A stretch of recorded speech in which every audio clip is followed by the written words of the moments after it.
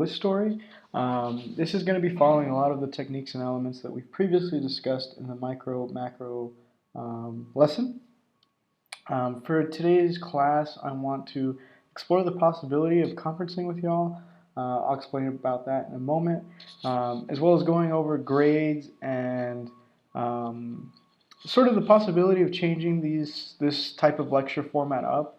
I think that while everyone's doing a great job and watching the videos, and I see that we're all progressing through our the work that we're creating, I do feel that there's some improvements that could be made, and I would really appreciate everyone's feedback to really make the course better. As far as we're going to go over the list story, we'll have a short lecture on that. We'll go over the discussion board, and then we'll have writing exercise. I don't mean to put writing exercise too.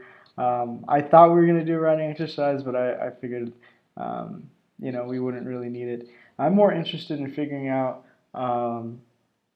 how you all are doing. Everyone in the class has been doing a fabulous job, but I sort of feel a little bit of a disconnect between us as a classroom, because we are online. I do think that a lot of the things that made our class unique and special, they're kind of a little bit gone now. Because of this, sometime next week, I want to meet with you all and schedule a conference. So if you can, please send me an email so we could talk about it and talk about times that would work best for everyone.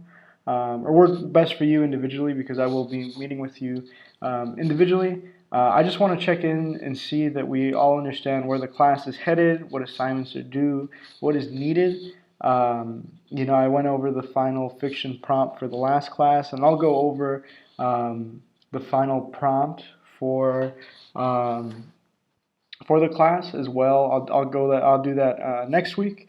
So if you want to get started on that, if you want to get started on your book review, all those other things, you should really do it now. But if you still have questions about it, we should talk. So please, this is a mandatory assignment. Please send me an email so you can schedule a conference for next week. Having said that, I want to make some changes to the video and class format. YouTube Analytics shows me that everyone watches the videos that I've been posting, but really the average watching time is around like 6 minutes. And I feel like maybe the best thing I could do is to really shorten the lectures down, 6 to 9 minutes. I know that you guys probably skip ahead and see, what it is I'm talking about, get the main ideas down, and everything else is sort of on the wayside. So I want to make things shorter, make them more streamlined, and I think that I'm just going to have a lecture, just straight lecture, and then have explanations for prompts maybe written up. I don't know how you guys are feeling about that. Maybe you should give me some thoughts surrounding it. And then also, am I giving too much homework or assignments? I don't want anyone to feel bombarded. I know that sort of the difficulty with coronavirus, it's being a student, it sort of feels a little weird right now. And me, as a graduate student, I sort of feel stressed out. Not as a teacher, I love teaching, but as a student, I do feel like this is really taking a toll on my motivation. So I want to check in and just make sure I'm not giving too much homework and assignments, because I feel like I am, making you guys do a lot. So yeah, grades will be posted up on Sunday for everyone with all the things that you've updated and given me. And then please email me with suggestions, based on all these questions. I want to make sure that we're all in this together and that we're going to get through this. And yeah, so list story. Why is a list story a successful model? I think it's really funny. Before I read Carmen Maria Machado's work, I never really experienced like the list story. I've heard of it in different capacities, and I've seen it certainly, right? But it never really resonated with me because it was never done to such a key. There's another short story by Sherman Alexie called Indian Education, which I think I'm going to have you guys read. I'm not too sure. But it follows a very similar format. A list story is a successful model because it essentially creates a working path for you. In Indian Education, he lists the different grades that he's in, so 8th grade to 12th grade, right? So he's just giving us a narrative through there, and it's like explicitly described. It's very easy to understand, right? And essentially the list story works well with any sort of genre. It works extremely well in mystery genres, and it works extremely well in science fiction.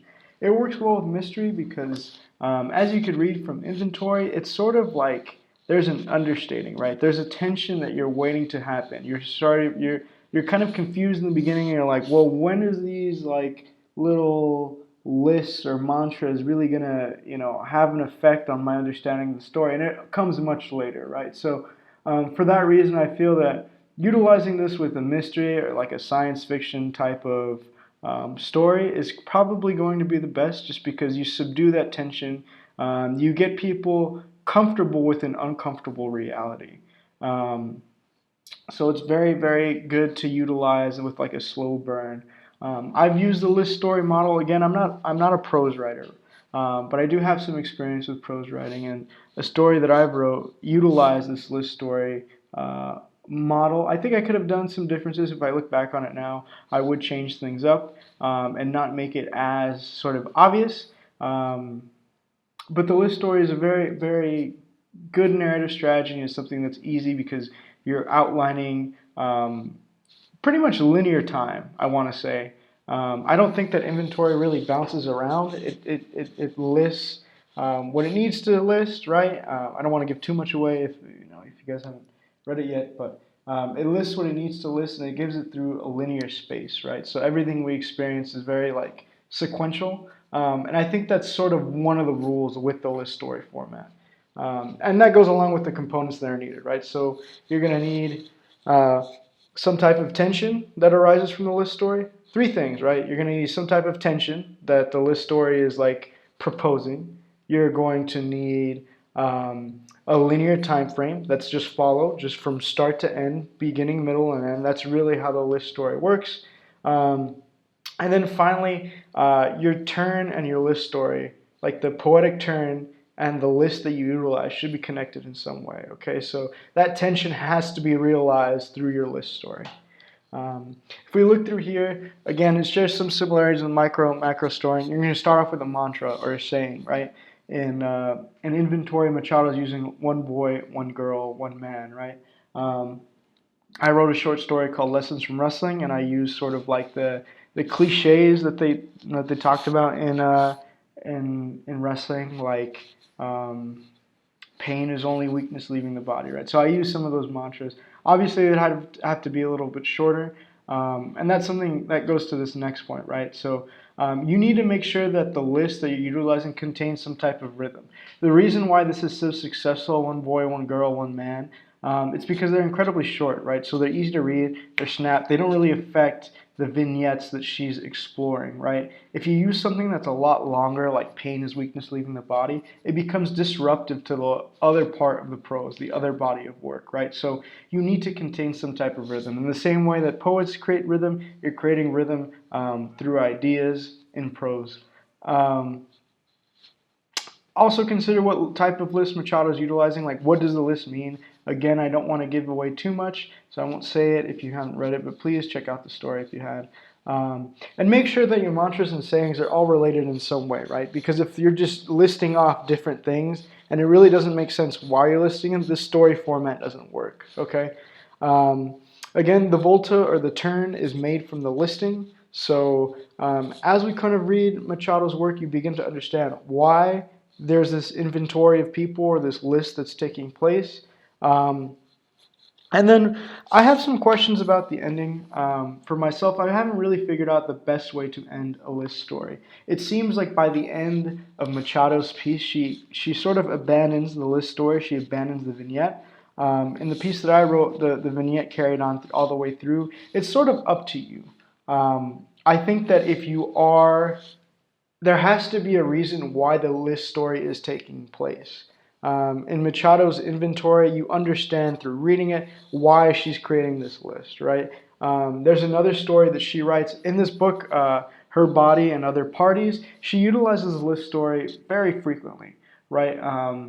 There's a story in there called 296 Ways of Viewing, where she lists all the episodes of CSI.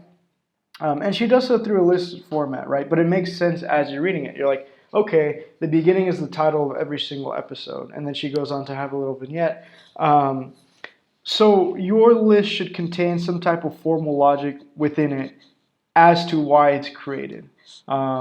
I feel like that's something that's very difficult to nail. So even before you begin this process of creating a list story, you have to figure out why it is a list story and how you're going to explain it to the reader. And I think that's what's going to connect you to your ending, right? So in Machado's case, she abandons the list story because ultimately she's done with the list story, right? And she goes to reflecting like what has happened to the world since the beginning of these encounters until the end, okay?